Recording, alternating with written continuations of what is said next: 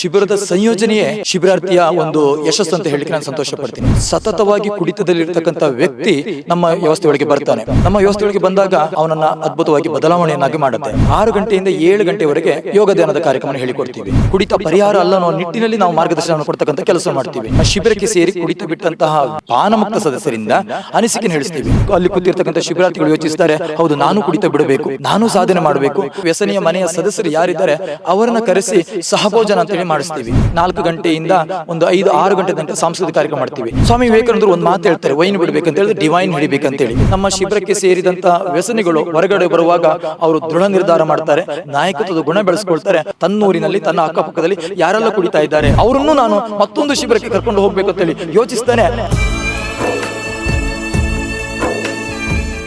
ನಮಸ್ಕಾರ ವೀಕ್ಷಕರೇ, ಧರ್ಮಸ್ಥಳ ಮಂಜುನಾಥೇಶ್ವರ ವ್ಯಸನ ಮುಕ್ತ ಹಾಗೂ ಸಂಶೋಧನಾ ಕೇಂದ್ರದ ವತಿಯಿಂದ ಕಳೆದ ಸಾಕಷ್ಟು ವರ್ಷಗಳಿಂದ ಮದ್ಯಪಾನ ಹಾಗೆ ಒಂದಷ್ಟು ಚಟಗಳಿಗೆ ಸಂಬಂಧಪಟ್ಟಂತೆ ಅವನ್ನ ಮುಕ್ತಿಯನ್ನು ಹೊಂದಲಿಕ್ಕೆ ಶಿಬಿರಗಳನ್ನು ಮಾಡ್ತಾ ಇರುವಂಥದ್ದು. ಇದು 2 ರೀತಿಯಲ್ಲಿ ನಡೆಯುತ್ತೆ. ಒಂದು ಧರ್ಮಸ್ಥಳದಲ್ಲಿ ನಡೆದರೆ ಇನ್ನೊಂದು ಕರ್ನಾಟಕದಾದ್ಯಂತ ಬೇರೆ ಬೇರೆ ಜಿಲ್ಲೆಗಳಲ್ಲಿಯೂ ಕೂಡ ನಡೆಯುತ್ತೆ. ಈ ಒಂದು ಶಿಬಿರದಲ್ಲಿ ಕಳೆದ 13 ವರ್ಷಗಳಿಂದ ಸೇವೆಯನ್ನು ಸಲ್ಲಿಸ್ತಾ ಇರುವಂತಹ ನಾಗೇಶ್ ವಯ್ಯೆ ಇವರು ಒಂದು ರೀತಿಯಲ್ಲಿ ಶಿಬಿರಾರ್ಥಿಗಳಿಗೆ ಮಾಸ್ಟರ್ ಅಂತಾನೆ ಹೇಳ್ಬೋದು. ಸೊ ರಿಂಗ್ ಮಾಸ್ಟರ್ ಆಗಿರುವಂತಹ ನಾಗೇಶ್ ಅವರು ಇದ್ದಾರೆ. ಸೊ ನಾನು ಅವ್ರನ್ನ ಮಾತನಾಡಿಸ್ತಾ ಹೋಗ್ತೀನಿ.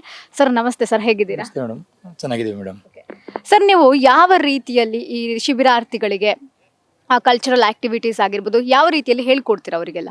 ಮೇಡಮ್, ವಿಶೇಷವಾಗಿ ಧರ್ಮಸ್ಥಳದ ಮೂಲಕ 2 ರೀತಿಯ ಶಿಬಿರವನ್ನು ಮಾಡ್ತೀವಿ. ಒಂದು ವಿಶೇಷ ಮಧ್ಯವರ್ಜನ ಶಿಬಿರ, ಅದು ಧರ್ಮಸ್ಥಳದಲ್ಲಿ ನಾವು ಮಾಡ್ತೀವಿ. ಇನ್ನೊಂದು ಸಮುದಾಯದಲ್ಲಿ ಶಿಬಿರವನ್ನು ಮಾಡ್ತೀವಿ. ಸಮುದಾಯದಲ್ಲಿ ನಾವು ಶಿಬಿರ ಮಾಡುವಾಗ 8 ದಿನದ ಕಾರ್ಯಕ್ರಮ ಇದಾಗಿರುತ್ತೆ. ಶಿಬಿರದಲ್ಲಿ ಬೆಳಗ್ಗೆ 4 ಗಂಟೆಯಿಂದ ಪ್ರಾರಂಭವಾಗಿ ರಾತ್ರಿ 9 ಗಂಟೆವರೆಗೆ ನಿರಂತರದಂಥ ಒಂದು ಕಾರ್ಯಕ್ರಮ ನಡೆಯುತ್ತೆ. ಶಿಬಿರದಲ್ಲಿ ಯೋಗ ಧ್ಯಾನದ ಕಾರ್ಯಕ್ರಮ, ಆಪ್ತ ಸಲಹೆ, ನವಜೀವನ ಸಮಿತಿ ಸದಸ್ಯರ ಅನಿಸಿಕೆ ಕಾರ್ಯಕ್ರಮ ಅರ್ಥಾತ್ ಪಾನಮುಕ್ತ ಸದಸ್ಯರ ಅನಿಸಿಕೆ ಕಾರ್ಯಕ್ರಮ, ಗುಂಪು ಸಲಹೆ, ಕೌಟುಂಬಿಕ ಸಲಹೆ, ಗಣ್ಯರಿಂದ ಮಾರ್ಗದರ್ಶನದ ಕಾರ್ಯಕ್ರಮ, ಸಾಂಸ್ಕೃತಿಕ ಕಾರ್ಯಕ್ರಮ, ಭಜನಾ ಕಾರ್ಯಕ್ರಮ. ಇಲ್ಲಿ ಒಂದು ರೀತಿಯಲ್ಲಿ ಹೇಳಬೇಕಂತ ಹೇಳಿದ್ರೆ ಈ ಶಿಬಿರದ ಸಂಯೋಜನೆಯೇ ಒಂದು ಅದ್ಭುತವಾದಂಥ ವ್ಯವಸ್ಥೆಯಾಗಿದೆ. ಶಿಬಿರದ ಸಂಯೋಜನೆಯೇ ಶಿಬಿರಾರ್ಥಿಯ ಒಂದು ಯಶಸ್ಸು ಅಂತ ಹೇಳಲಿಕ್ಕೆ ನಾನು ಸಂತೋಷ ಪಡ್ತೀನಿ. ಯಾಕಂತ ಹೇಳಿದ್ರೆ 15 ವರ್ಷ, 20 ವರ್ಷ, 25 ವರ್ಷ, 5 ವರ್ಷ ಸತತವಾಗಿ ಕುಡಿತದಲ್ಲಿರ್ತಕ್ಕಂಥ ವ್ಯಕ್ತಿ ನಮ್ಮ ವ್ಯವಸ್ಥೆಯೊಳಗೆ ಬರ್ತಾನೆ. ನಮ್ಮ ವ್ಯವಸ್ಥೆಯೊಳಗೆ ಬಂದಾಗ 8 ದಿನದಲ್ಲಿ ಮಾಡ್ತಕ್ಕಂಥ ಈ ಅದ್ಭುತವಾದಂಥ ಕಾರ್ಯಕ್ರಮಗಳು ಅವನನ್ನು ಅದ್ಭುತವಾಗಿ ಬದಲಾವಣೆಯನ್ನಾಗಿ ಮಾಡುತ್ತೆ.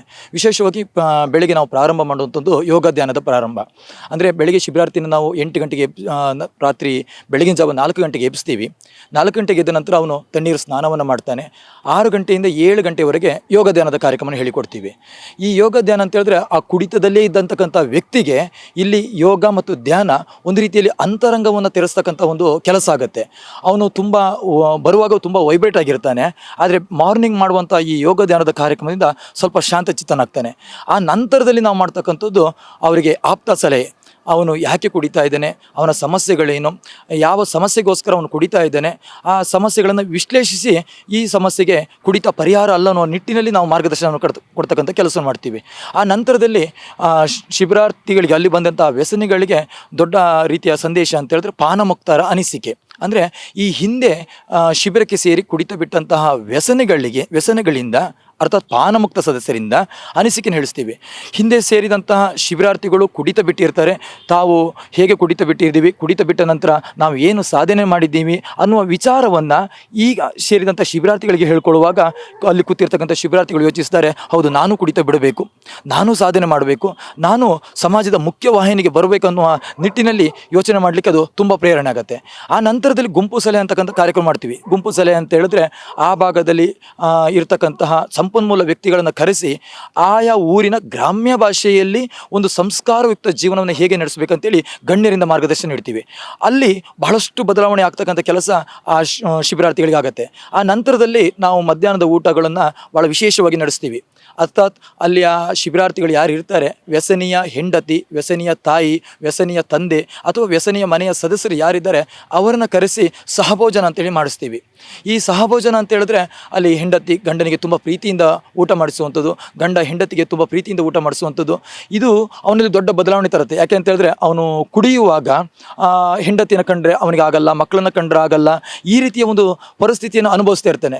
ಶಿಬಿರದ ಒಳಗೆ ಸಹಭೋಜನ ಮಾಡುವಾಗ ಅವನ ಮನ ಕಲ್ಕೊಳಿಸುತ್ತೆ, ಇದು ನನ್ನ ಪ್ರೀತಿಯ ಹೆಂಡತಿ, ನಾನು ತುಂಬ ಪ್ರೀತಿಯಿಂದ ನೋಡ್ಕೊಳ್ಬೇಕು, ನನ್ನ ಮಕ್ಕಳು ನಾನು ತುಂಬ ಪ್ರೀತಿಯಿಂದ ನೋಡ್ಕೊಳ್ಬೇಕು, ಮನೆಯಲ್ಲಿ ಒಟ್ಟಿಗೆ ಕೂತು ಊಟ ಮಾಡಬೇಕು, ಇವೆಲ್ಲವೂ ಅವನ ಮನಸ್ಸನ್ನು ಕಟ್ಟಿ ಹಾಕ್ತಕ್ಕಂಥ ಕೆಲಸ ಮಾಡುತ್ತೆ. ಒಂದು ರೀತಿಯಲ್ಲಿ ಸಂಸ್ಕಾರ ಸಿಗುವಂಥ ಕೆಲಸ ಆಗುತ್ತೆ. ಆ ನಂತರದಲ್ಲಿ ನಾವು ಸಾಂಸ್ಕೃತಿಕ ಕಾರ್ಯಕ್ರಮ ಮಾಡ್ತೀವಿ. ಸಾಂಸ್ಕೃತಿಕ ಕಾರ್ಯಕ್ರಮ ಅಂತೇಳಿ ನಾವು ಆಯ್ಕೆ ಮಾಡುವ ಸಮಯ ಸಂಜೆ 4 ಗಂಟೆಯಿಂದ ಒಂದು 5-6 ಗಂಟೆ ತನಕ ಸಾಂಸ್ಕೃತಿಕ ಕಾರ್ಯಕ್ರಮ ಮಾಡ್ತೀವಿ.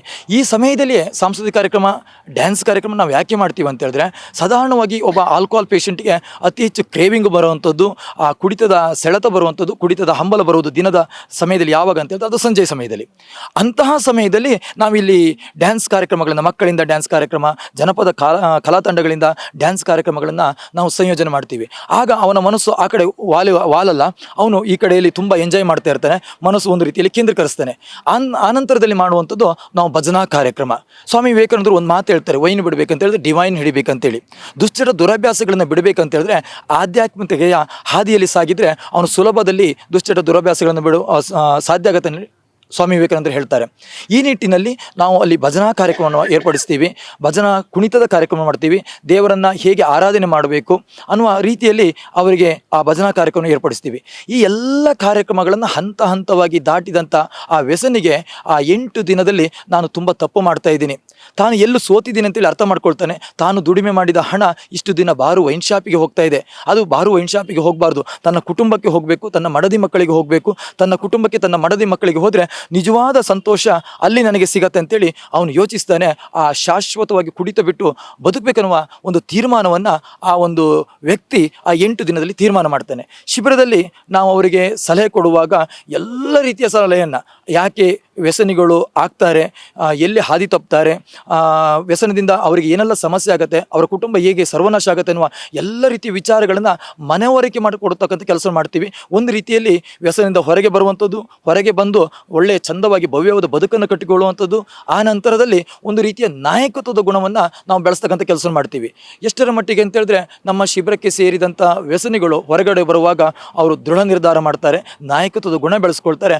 ಹೊರಗಡೆ ಬಂದ ನಂತರ ತಾನು ಸಮಾಜದಲ್ಲಿ ಎಲ್ಲರಿಗಿಂತಲೂ ಅದ್ಭುತವಾಗಿ ಜೀವನ ನಡೆಸಬೇಕು.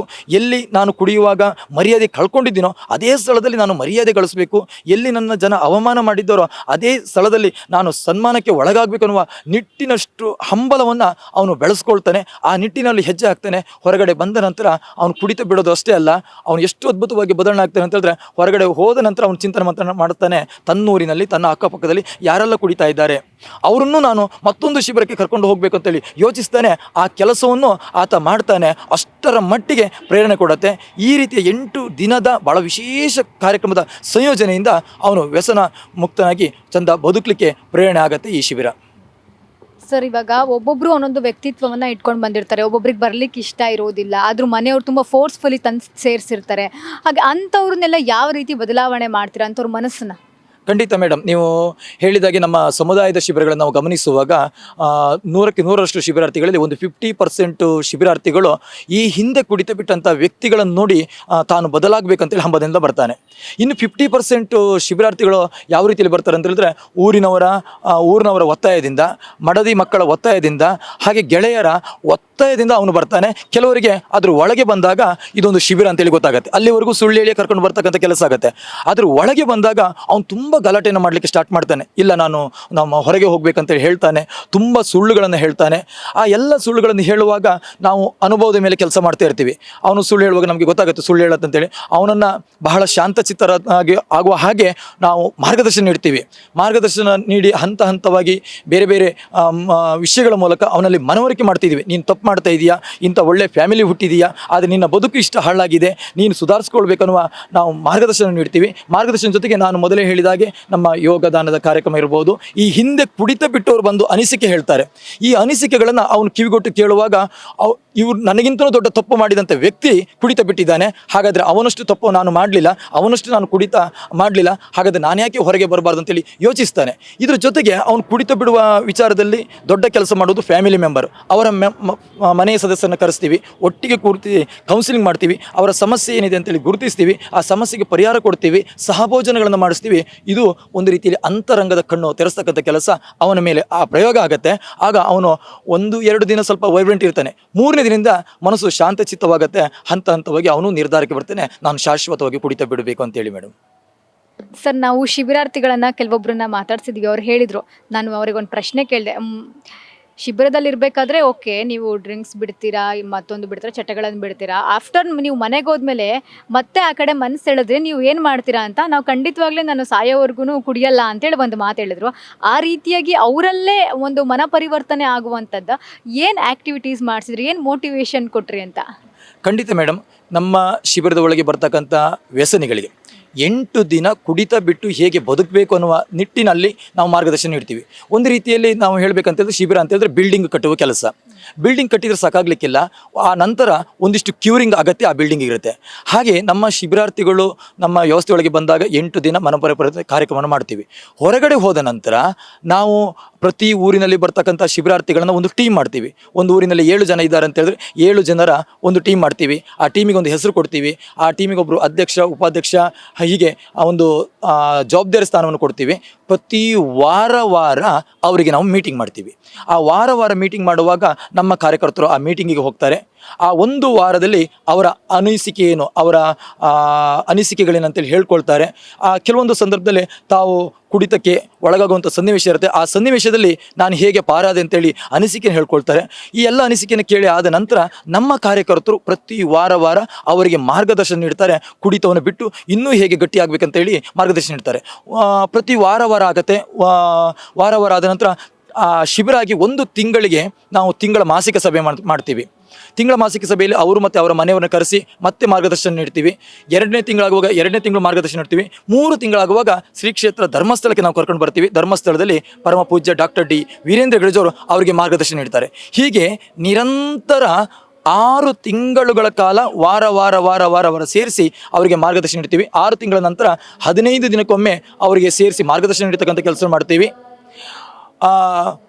6 ತಿಂಗಳ ನಂತರ 1 ವರ್ಷದ ನಂತರ ಪ್ರತಿ ತಿಂಗಳಿಗೊಮ್ಮೆ ಆ ಊರಿನ ಪಾನಮುಕ್ತ ಸದಸ್ಯರು ಒಟ್ಟಿಗೆ ಸೇರಿಸಿ ನಾವು ಮಾರ್ಗದರ್ಶನ ನೀಡುವಂಥ ಕೆಲಸವನ್ನು ಮಾಡ್ತೀವಿ. ಹಾಗಾಗಿ ಈ ರೀತಿಯ ನಿರಂತರ ಮಾರ್ಗದರ್ಶನ ಅವನಿಗೆ ಹೋಗೋದ್ರಿಂದ ಅವನ ಮನಸ್ಸು ಗಟ್ಟಿಯಾಗತ್ತೆ. ಅಷ್ಟು ಮಾತ್ರ ಅಲ್ಲ, ಅವನು ಯಾವ ವೃತ್ತಿಯನ್ನು ಮಾಡ್ತಾನೆ ಅದನ್ನು ನಾವು ಗಮನಿಸ್ತೀವಿ. ಅವನೇನಾದರೂ ಸ್ವಂತ ಉದ್ಯೋಗ ಮಾಡ್ತಾ ಇದ್ದಾನೆ ಅಂತ ಹೇಳಿದ್ರೆ, ಅಥವಾ ಸ್ವ-ಉದ್ಯೋಗಕ್ಕೆ ಆಸಕ್ತಿ ತೋರಿಸ್ತಾ ಇದ್ದಾನೆ ಅಂತ ಹೇಳಿದ್ರೆ, ಅವನನ್ನು ರೂಟ್ಶೆಟ್ ಅಂತಕ್ಕಂಥ ಸಂಸ್ಥೆಯಲ್ಲಿ ಅವನಿಗೆ ಯಾವ ವಿಷಯದ ಬಗ್ಗೆ ದುಡಿಮೆ ಮಾಡಲಿಕ್ಕೆ ಆಸಕ್ತಿ ಇದೆ ಆ ವಿಷಯದಲ್ಲಿ ಆ ರೂಟ್ಶೆಡ್ ಸಂಸ್ಥೆಯಿಂದ ತರಬೇತಿಯನ್ನು ಕೊಟ್ಟು ಅವನಿಗೆ ಸ್ವ-ಉದ್ಯೋಗ ಮಾಡಲಿಕ್ಕೆ ಪ್ರೇರಣೆ ಕೊಡ್ತೀವಿ. ಸ್ವ-ಉದ್ಯೋಗ ಮಾಡುವಂತಹ ನನ್ನ ಪ್ರೀತಿಯ ಪಾನಮುಕ್ತರಿಗೆ ಧರ್ಮಸ್ಥಳದಿಂದ ಅನುದಾನ ಕೊಟ್ಟು ಪ್ರೇರಣೆ ಕೊಡ್ತಕ್ಕಂಥ ಕೆಲಸ ಮಾಡ್ತೀವಿ. ಈ ರೀತಿಯಲ್ಲಿ ಅವನ ಆ ಕುಡಿತ ಬಿಟ್ಟಂಥ ಮನಸ್ಥಿತಿಯನ್ನು ಬೆಳೆಸ್ತೀವಿ. ಅವನು ಯಾವತ್ತೂ ಕುಡಿತಕ್ಕೆ ಜಾರದ ಹಾಗೆ ನೋಡಿಕೊಳ್ತಕ್ಕಂಥ ಕೆಲಸ ನಮ್ಮ ವ್ಯವಸ್ಥೆಯಲ್ಲಿ ಇದೆ ಮೇಡಮ್. ಬಹಳ ಸವಿಸ್ತಾರವಾಗಿ ತಿಳಿಸ್ಕೊಟ್ರಿ sir. Thank you so much. Thank you madam. ನೋಡಿದ್ರಲ್ವಾ, ಇದಾಗಿತ್ತು ಶಿಬಿರದ ಹೆಡ್ ಆಗಿರುವಂತಹ ನಾಗೇಶ್ ಅವರ ಮಾತು. ಕ್ಯಾಮ್ರಾ ಪರ್ಸನ್ ವೆಂಕಟೇಶ್ ಜೊತೆಗೆ ಪಲ್ಲವಿ ರಾಜ್, ನ್ಯಾಷನಲ್ ಟಿವಿ.